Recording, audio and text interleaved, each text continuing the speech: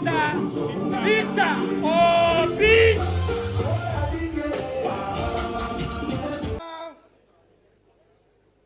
Our leader and my very dear brother, Senator Dixon, our party chairman. I will miss you because some people have missed you because they are wondering where we got this Alhaji. For tonight, our party chairman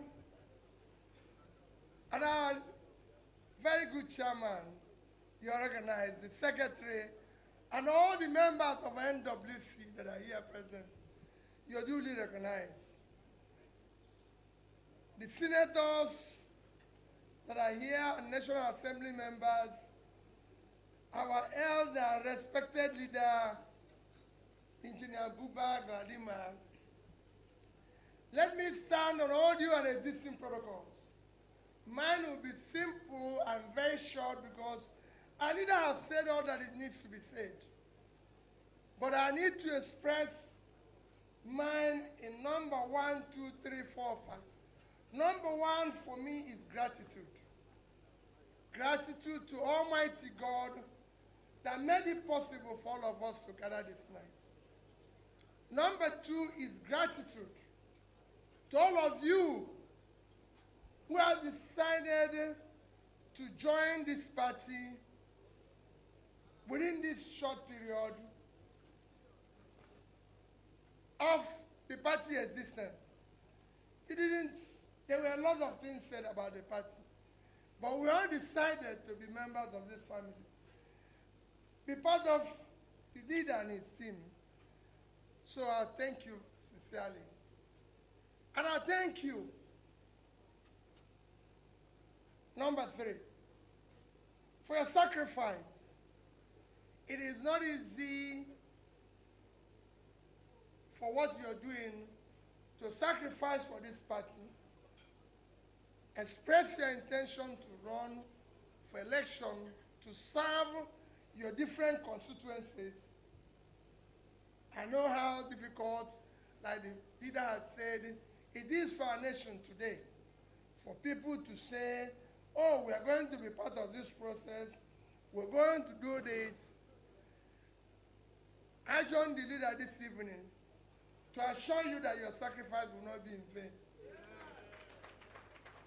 Yes, by the time we finish, so many people will think, oh, they were not successful. But I'll tell you, we've taken note of everybody who expressed intention to run. And it's very important, and leader discusses this. I said it's very important that we start rewarding people who have worked so hard in this country, who have sacrificed. And you will see it happen, because this is the only way we can build a country. It is very, very important. All of us will not succeed. All of us will not be selected. All of us will not be winners. But I assure you that it is time we start recognizing losers who have worked so hard. So please, do not think that if I'm not the person, that is the end of it. It is not the ending. It is the ending of the beginning. Because we will begin and work hard for our country. It is important at this stage that all of us sacrifice for our dear country. And I beg you to do that faithfully. I just come back yesterday night from South Africa. You know what Nigerians are going through in South Africa, and so many other African countries. And I took time to sit down with 3 ministers who are leaders of their own parties to plead them about how things can work between South African and other African nationals. And we had a very fruitful talk. and everything. Took time to go and see people like President Becky to thank him for standing for our people at difficult times. Took time to go around and see what our people are suffering. And in the end, I addressed Nigerians. And I said to them, if we had things working in our country the way it should be, most of you won't be here.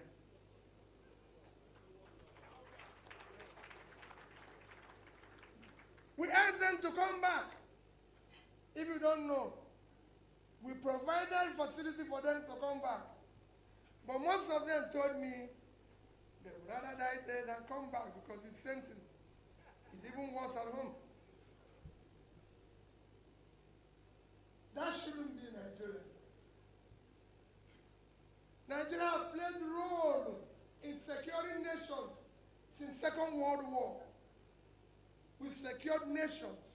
We've been part of peacekeeping. And Nigeria have commanded the United Nations peacekeeping globally. The Nigerian Army, Lieutenant General, commanded the whole United Nations peacekeeping effort. In those days, we were doing everything in Eastern Europe and everything. But today, Nigeria cannot secure itself. It's unacceptable.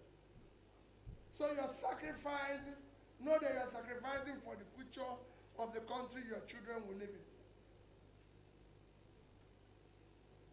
Do not be detached. Do not say because not nominated. Some of us have put everything there. We didn't say the last time we lost the election. We're not going to come out again. We're not going to be part of it again. We've been going round and round the world and everything. Still giving hope to Nigerians. In the past few days, I've had, not only South Africa, where Nigerians have problems, they have problems in other countries. And I've had problems to speak to leaders in that country and say, please, they are their country, and everything. And when I go, like I went to South Africa, I ask them, what has our government, have they visited you, have they asked you what is happening? The answer is no. If your country has not cared for you, who will care for you? Is he an outsider? And they asked me about foreign policy. I said, your foreign policy starts with your strong domestic functional economy. Because when you are home and you can eat well and there's employment and there's everything, they respect you outside. But when people see that you have nothing to eat in your house and you're coming to the house, what do you think they will do? They will close the door. In the days of Zebediah, he told Nat, don't come here whenever I bring food to eat. Always make sure you come after I've eaten. Because he knows he only comes to eat. Because there's no food in Nat's house.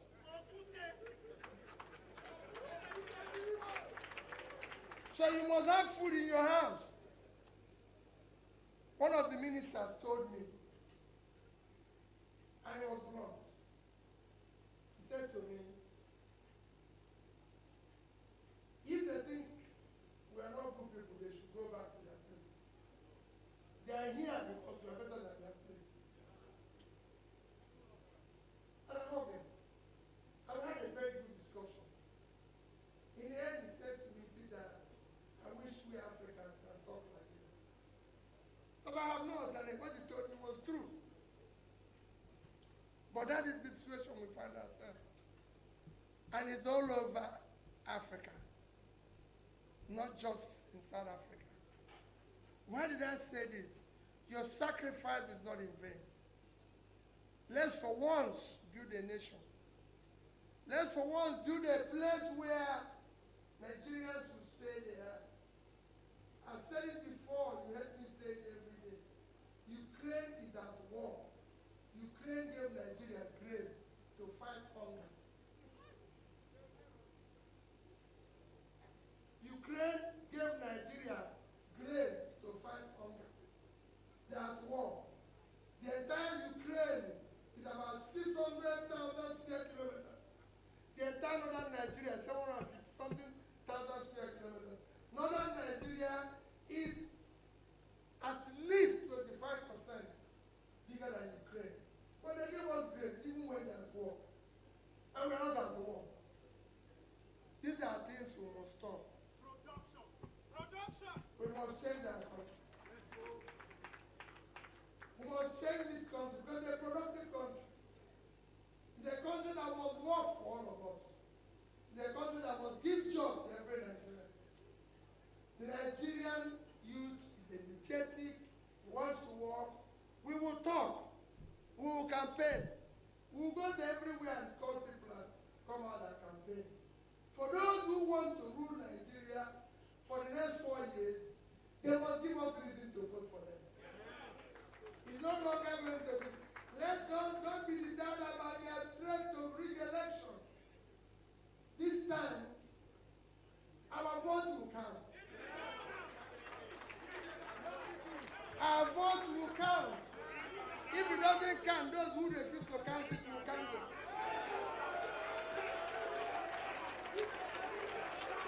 Because our children cannot go on like this. We have a country. This country must work.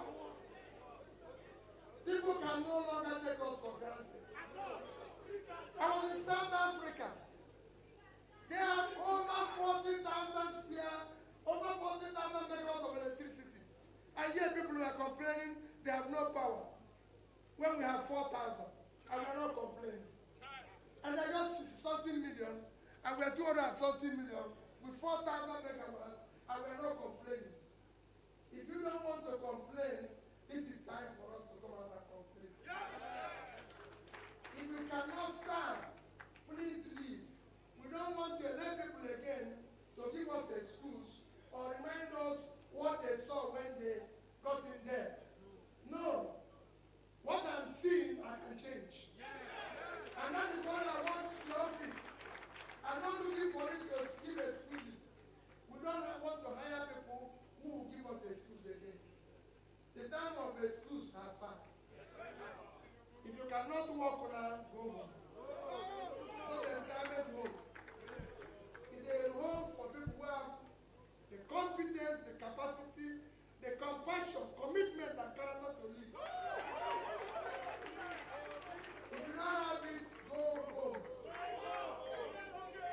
That's where we are. But tonight is to beg you for your sacrifice. If they don't choose you, if you're not one nominated, don't feel bad. Don't do this. Know that we are sacrificing. This party doesn't belong to our leader, Dixon. God has used him to bring us together. This party does not really belong to Peter Obi. I've said it any day, anytime, and I'm happy that the man who was chairman of my party, when I was governor here, asking me, as governor, I did not appoint one commission. Is there? They gave me the list. The party gave me the list, and I announced it. And I told everybody appointed, if the party wants you to go, you go. And within 6 months, they remove one person. They get me and I said, I tell you, say party wants you to go.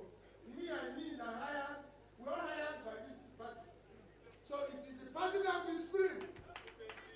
The party will dictate. We don't want that party to be a party where somebody comes and closes his door and says everybody not call here. Capital, no. We will work properly. Because that's what will change the country. So you'll be part of it. Don't think that Peter Obi becomes president to stop seeing me. That is when you will see me. Because I always want to hear bad news. And only you can tell me things are wrong. It is important. And when people are told, don't contest. There are at 6